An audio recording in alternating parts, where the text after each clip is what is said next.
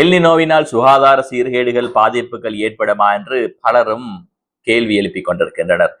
எல்னினோவின் பாதிப்பு தற்பொழுதும் இலங்கையை பாதிக்க தொடங்கி இருக்கின்றது. ஏற்கனவே எதிர்வு கூறினதை போல செப்டம்பர் மாதம் தொடக்கம், அதாவது ஆகஸ்ட் மாதம் இறுதியிலிருந்து இது ஆரம்பிப்பதாக கூறினாலும் தற்பொழுது இலங்கையின் பல பிரதேசங்களில் ஒரு கடும் வெப்பமான ஒரு காலநிலை நிலவி காணப்படுகின்றது.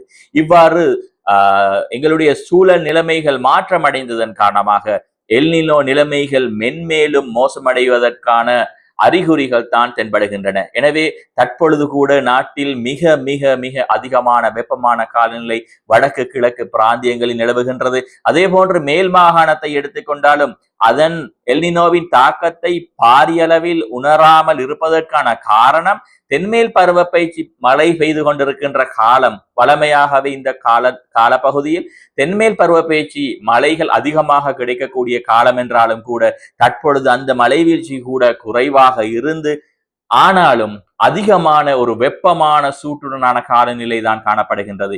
இதன் காரணமாக பல சுகாதார சீர்கேடுகள் சிக்கல்கள் ஏற்படுவதற்கான வாய்ப்புகள் காணப்படுகின்றது.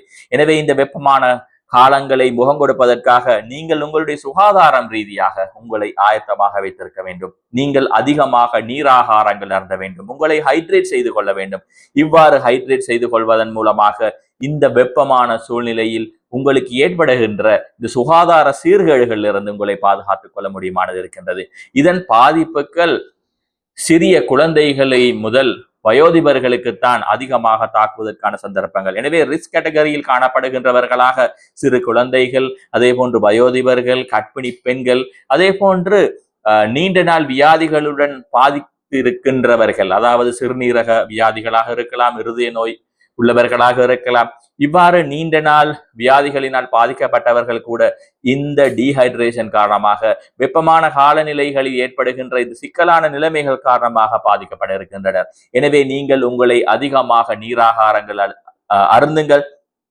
ஒரு வெண்ணிறத்திலான ஆடைகளை, தளர்வான ஆடைகளை அணியுங்கள். இறுக்கமான ஆடைகள் அணிகின்ற சந்தர்ப்பங்களில் உங்களுக்கு இதனால் பாதிப்பு அதிகமாக இருக்கும். அதே போன்று அதிகமாக வெப்பம் சூடு நிலவுகின்ற நேர பகுதிகள் காலை 11 மணி முதல் பின்னேரம் 3 மணி வரையான காலப்பகுதியில் உங்களுடைய வெளி நடவடிக்கைகளை குறைத்துக் கொள்ளுங்கள். நீங்கள் வெளியில் செல்ல வேண்டி ஏற்பட்டாலும் உங்களுக்கு தலைக்கவசங்கள், கேப்கள் அணிந்து கொண்டு செல்லுங்கள். இது பாடசாலை விடுமுறை காலமாக இருந்து கொண்டிருக்கின்றது. பலரும் சுற்றுலாக்கள் சென்றிருக்கின்றார்கள். நாங்கள் காண்கின்றோம், பாதைகளில் சிறுவர்களை அழைத்து செல்கின்றார்கள், விளையாட்டு மைதானங்கள் இருக்கின்றார்கள், பீச்களில் இருக்கின்றார்கள். அதே போன்று இன்னொரு இடங்களில் இந்த சுற்றுலா பயணங்களை கூட செய்கின்றார்கள். எனவே இந்த நேரகால பகுதியில் வெளியில் செல்கின்ற சந்தர்ப்பங்களில் தலைக்கவசங்களை, கேப்களை அணிந்து செல்லுங்கள். இதன் காரணமாக உங்களுக்கு இதன் பாதுகாப்பை பெற்றுக்கொள்ள முடிவதாக இருக்கும். அதே போன்று முக்கியமாக நீங்கள் அதிகமாக நீராகாரங்கள் அருந்துங்கள். கெஃபீன் பானங்கள், கார்பனேற்றப்பட்ட போத்தலில் அடைக்கப்பட்ட பானங்கள் பருக வேண்டாம். இதன் மூலமாக மென்மேலும் இந்த டீஹைட்ரேஷன் தன்மைகள் அதிகரிக்கின்றது. அதற்கு மாற்றமாக சுத்தமான நீரை அருந்துங்கள். அதே போன்று இதனால் ஏற்படக்கூடிய பாதிப்பான விடயம்தான் அதிகமாக தலைவலி ஏற்படுவதற்கான சந்தர்ப்பங்கள். இந்த சூடு காரணமாக அதிகமாக இந்த தலைவலிகள் ஏற்படுவதற்கான சந்தர்ப்பங்கள் இருக்கின்றது.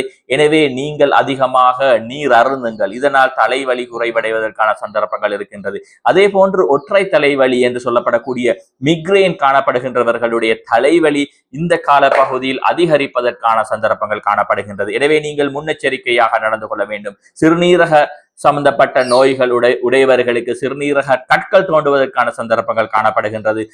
அக்யூட் கிட்னி டிசீஸ் என்று சொல்லப்படக்கூடிய பாதிப்புகள் கூட ஏற்படுவதற்கான சந்தர்ப்பங்கள் காணப்படுகின்றது. எனவே இந்த வெப்பமான காலத்தை முகம் கொடுப்பதற்காக நீங்கள் உங்களை ஹைட்ரேட் செய்வதுதான், நீரேற்றம் செய்வதுதான் மிக பொருத்தமான விடயமானதாக இருக்கும். எனவே இந்த ஆரோக்கியமான நடைமுறைகளை கையாண்டு இந்த எழும்பி இருக்கின்ற எல்னினோவின் வெப்பமான அலையிலிருந்து, ஹீட் ஸ்ட்ரோக்கினால் பல வெளிநாடுகளில் உயிரை நீத்து சம்பவங்கள் கூட காணப்படுகின்றது.